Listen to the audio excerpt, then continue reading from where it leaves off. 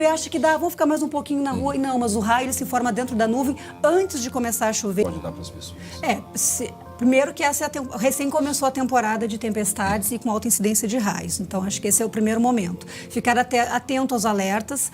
Quando começar, como a gente fala no popular, né, se armar o temporal, já é um momento de risco. Não tem que esperar chover para buscar se proteger. Os raios eles se formam dentro da nuvem, dentro do processo de formação já da nuvem de temporal. Então, antes de começar a chover, já é o momento das pessoas buscarem abrigo. Jamais embaixo de árvores, jamais, porque o raio ele vai procurar o caminho mais curto de chegar ao solo. Então, áreas descampadas, o ponto mais alto é o ponto de maior risco.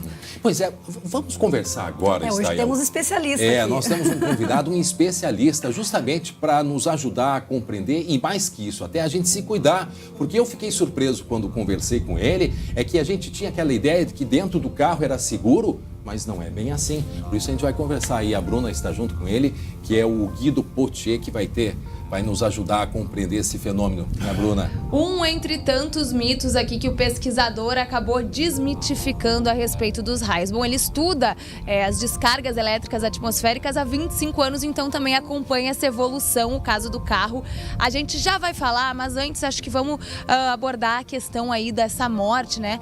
Infelizmente, desse jovem de 27 anos.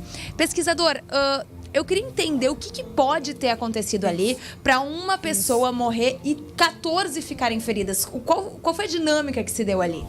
Essa que foi atingida não diretamente pelo raio, sempre por uma parte desse raio, ela que foi a mais prejudicada. Os demais, eles sofreram aquilo que nós chamamos de tensão de passo.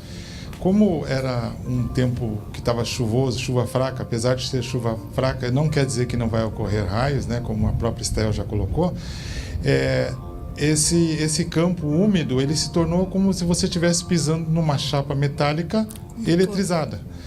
Então, é como se estivesse passando uma corrente de alta tensão nessa placa. Então, essas outras pessoas que tomaram um choque, que acabaram caindo no solo, algumas até tendo uma reação um pouco maior de dano no organismo, né? Mas esse, infelizmente, que foi atingido por raio, infelizmente, ele pode-se muitas vezes ser salva. Mas é que as pessoas têm medo quando a pessoa cai no chão e não toma nenhuma atitude. Na hora que aconteceu o raio, a pessoa correu, 3 segundos no máximo, corre ali, massagem cardíaca e respiração boca a boca, que muitas vezes consegue reverter o quadro. As pessoas têm medo daqui a pouco de tomar um choque e ao entrar em contato com aquela pessoa que foi atingida. Isso, mas não acontece. Isso não acontece. Bruna? Fala, André. Estamos ouvindo. Eu quero mostrar uma imagem, não é raro acontecer isso que aconteceu ontem aqui em Gravataí. A gente tem uma imagem, isso já aconteceu no Brasil, inclusive, mas a gente tem uma imagem aí na Jamaica. A gente vai mostrar, foi em setembro agora. Olha o jogo acontecendo, o primeiro raio ali, já viram que um jogador abaixou? Olha ali na parte de trás ele aqui, ó. Olha ali, ó. 2 atingidos ali, e foram mais atingidos, na verdade. Então é assim que acontece. Vejam que é instantâneo e parece, Estel e professor, que ela se espalha pelo campo, ela atinge um raio, não é um ponto específico. É isso que as pessoas têm que dizer, que o raio ele cai na vertical, mas ele tem um espalhamento horizontal, muitas vezes chega a 5 quilômetros, é uma distância muito grande, né? O professor pode nos confirmar aí. Então não é só o ponto da descarga, é toda aquela região, como ele bem colocou ali, como se fosse um condutor, uma placa metálica, onde se espalha toda essa energia aí. Exatamente. E assim, quanto mais intenso é o raio, maior é o campo que ele atinge, né? O espalhamento horizontal, como você colocou, exatamente isso. Professor, é importante, professor, acho a gente ter assim orientações bem objetivas para as pessoas, porque a gente vai ter, segundo a Estel, alguns dias aí de tempestades com raios, né? Com queda de raios aqui no Rio Grande do Sul. O que o senhor pode nos orientar? Dentro do carro é seguro ou não é seguro? Afinal, eu, pelo que eu sabia, dentro do carro era seguro. E o senhor me disse que não. André, eu até comentei com ele, porque a gente foi até onde aconteceu esse incidente e é um lugar muito afastado da cidade, é um campo de futebol no interior, então, na verdade, não tinha nada ali. Possivelmente só teria os carros, só que naquele terreno tinha uma espécie de um galpão. Então eu perguntei pro professor assim, o que eles faziam? Eles deveriam ter ido correr para dentro dos carros? E aí que ele surpreendeu dizendo que não, que hoje em dia os carros não são os locais ideais para se proteger, né? Por quê, professor? E explicar também o que se faz se não tivesse aquele galpão ali. É assim, ó, se não tivesse o galpão, era ter saído o quanto antes daquele local, né? Esse seria o fato. Agora, a questão do carro, antigamente, André, nós, mais ou menos parelhos na idade aí, aqueles Cinca Chambord, aqueles Gordini... Tinha uma borracha no chão, que ia até o chão. Não, mas eram carros de metal, né? Era ferro, né? E uma anteninha e um rádiozinho, ou seja, o raio batia na antena, passava para o rádio, queimava o rádio e acabou. Então o carro ele agia como uma gaiola de Faraday, não tinha campo lá dentro para o raio caminhar. Hoje, os carros todos, a mais 99%, todos eles são eletrônicos por dentro. Ou seja, você abriu espaço para que o raio possa andar dentro de um carro. Então, ficar dentro de um carro numa tempestade agora é risco de uma família toda morrer eletrocutada e queimada. Alerta importante. Agora, professor, outra alternativa, um pouco mais desesperada até, que o senhor estava comentando aqui anteriormente, é a pessoa se agachar e tentar não ser aquele ponto mais alto que a Estael estava mencionando. Exatamente, eu vou abaixar aqui, vou dar um pouquinho de trabalho para o rapaz ali. Seria mais ou menos isso aqui, ó. Ó, tem que se abaixar como se fosse um tatu-bola, assim, se enrolar e segurar os joelhos. Posição fetal, né? Exatamente. Assim você cria assim tipo quase uma esfera, né? E aí não se cria um campo tão intenso ali, mas se cair num gramado úmido como aquele ali, infelizmente a pessoa também já vai acabar caindo de vez no chão, porque vai ocorrer aquela corrente elétrica subindo por uma perna e descendo por outra, né? Professor, a gente vai mostrar o que aconteceu em janeiro aqui em Diadema, São Paulo, na Copinha, né? Que é a Copa lá de São Paulo, entre dois times, e também teve queda de raio lá também, olha só. Atlético Mineiro e Água Santa jogando. 2 minutos. E olha só, a gente só viu o clarão, a gente vê o clarão e em seguida o jogador caído. Quer dizer, ontem de manhã não tinha raio, mas choveu, tinha chovido por volta de 9, 9 e meia. Deu até alagamento ontem. Mas pelo que eles falaram lá em Gravataí, sim, eles não ouviram raios. No momento do raio, era 9 horas da manhã. Do incidente não tinha uma chuva muito intensa, mas antes desse momento, mais cedo já tinha chovido bastante e tinha sim alagado. Mas o que eu quis dizer é o seguinte, que é o que eles disseram. Por volta de 9 horas, na hora que começou o jogo, caiu uma chuva fraca, mas não tinha raio, não tinha relâmpago. Isso é o relato de quem estava no campo. E aí, de repente, veio o raio. É para isso que eu quero chamar a atenção. Mas não André... é que estavam os raios caindo, não. Tinha a chuvinha e, de repente, veio um raio que foi mortal. Então, é esse chamamento que eu quero que o senhor faça para que a gente, de fato, tenha muito cuidado. Quer dizer, não é nem esperar o primeiro raio, que pode ser fatal, como foi ontem. Né? Exatamente assim, André. Sabe, quando começa a correr uma chuvinha fraca, nós não enxergamos a altura da nuvem que está, porque nós estamos aqui por baixo, a gente só encontra a base da nuvem. Nós não estamos enxergando o que está acontecendo acima dessa nuvem, né? E aí, num caso desse aí, como ocorreu ali em Gravataí, é que a nuvem que estava ali era uma nuvem cumulonimbus, era uma nuvem que provoca raios. Então, naquele momento, vamos dizer assim, foi falta de sorte ter ocorrido um raio naquele local. Muitas vezes as árvores em torno, elas colaboram a esse fato, entende? Então, ali foi esse o fator que veio gerar essa tempestade. A nuvem que estava em cima do campo naquele momento era uma cumulonimbus. Sim. Poderia ser qualquer uma outra nuvem, mas aquela ali, infelizmente, era cumulonimbus. Agora, professor André, Estael, enfim, qual é a orientação para quem pratica atividades e não quer abrir mão de praticar essas atividades porque está chovendo? Porque, pelo que eu entendi, o ideal se começou a chover, evitar ir para um lugar muito aberto, descampado, também ficar dentro do carro. Existe uma orientação, além de, claro, tentar evitar? Olha só, o certo é assim, muita chuva ou pouca chuva, deu um ou outro raio que apareceu, a gente ouviu por ali por perto, para tudo e suspende tudo, transfere para outro dia.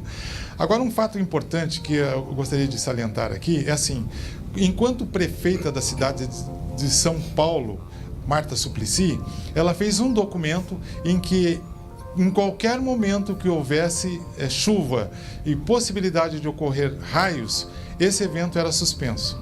Então, isso deveria se propagar para o Brasil todo. Professor, 2 perguntas rápidas. Ainda a minha dúvida, quem está dentro do carro na estrada, o que faz na hora do temporal? Porque ir para debaixo da árvore com o carro também não dá. Quero a sua resposta. E mais, Os colegas querem saber, questão do avião. Ontem, quando eu chegava a Porto Alegre, eu percebia que eu enxergava raios e, mais que isso, a turbulência foi extremamente forte, inclusive teve que subir a equipe de resgate para salvar diversas pessoas que tinham, de fato, passado mal. E esse é um risco que a gente está sujeito aí, com muita turbulência nos próximos dias. Como é que o avião consegue? É um risco andar de avião quando tem uma tempestade de raios? Um pouquinho só primeiro em relação ao carro, né?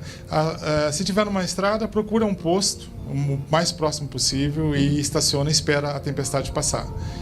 Mesmo com todo aquele metal que alguns têm, os postos de combustíveis? Não, ali não tem problema, porque geralmente o tem posto para-raio. Tem para-raios, tem boa, porque ali para eles é um risco muito grande atingir um raio ali, vai uma perda muito grande, né? E uma explosão se acontece de cair um raio. Exatamente, mas em relação ao avião, eu posso dizer assim, o avião atualmente, a tecnologia que envolve a construção de um avião, ela é suportável a qualquer tipo de raio. Só pode tirar o avião da segurança quando esse raio atinge o radar do avião.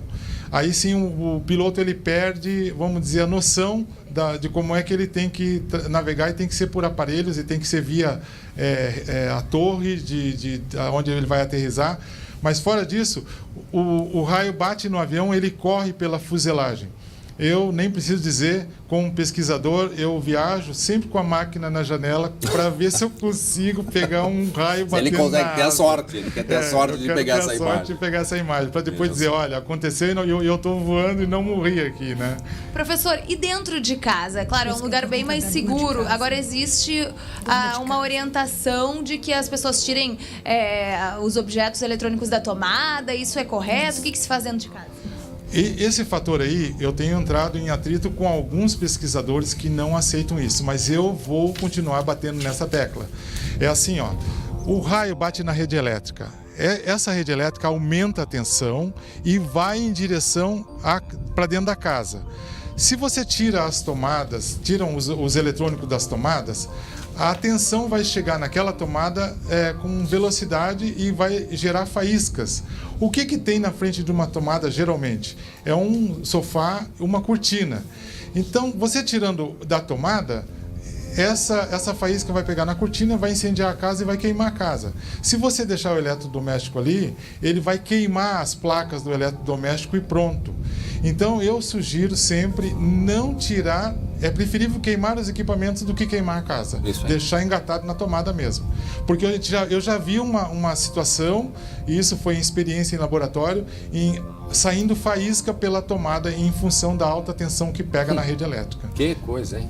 Então eu sempre estou batendo nessa tecla aí, né? Professor, muito obrigado por sua participação aqui com a gente. Obrigado, Bruna. Bruna, não sei se mais alguma colocação, Bruna. André, eu só queria fazer uma última colocação, que ontem, quando a gente foi ali fazer as imagens, né, do local onde aconteceu esse incidente, eu até falei para os meus colegas aqui do SBT que eu não desceria do carro, porque eu tenho medo, eu estava com medo de ir naquele lugar, porque no momento em que a gente foi também estava chovendo. E aí eu queria que o senhor desmitificasse também uma questão, que é aquela história de que um raio não cai duas vezes no mesmo lugar. Certo. Assim, quando a formação de um raio, sai um raio, eu vou bem simplesinho, né? Sai um raio de carga negativa da nuvem em direção ao solo.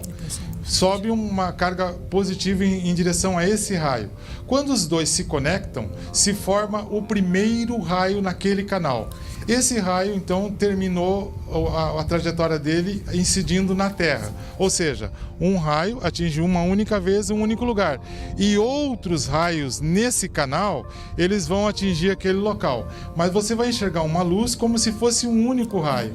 Aqui no Brasil já foram registrados 26 raios num mesmo canal. Fora do Brasil já chegaram a 42 raios no mesmo canal. Ou seja, quanto mais intenso o canal, quanto mais o estrondo do trovão for maior é a quantidade de raios que passaram naquele canal, que nós enxergamos aqui como se fosse um único. Na verdade, são vários raios que estão ocorrendo ali. Professor, só me responde sim ou não. Um raio cai mais de uma vez no mesmo lugar?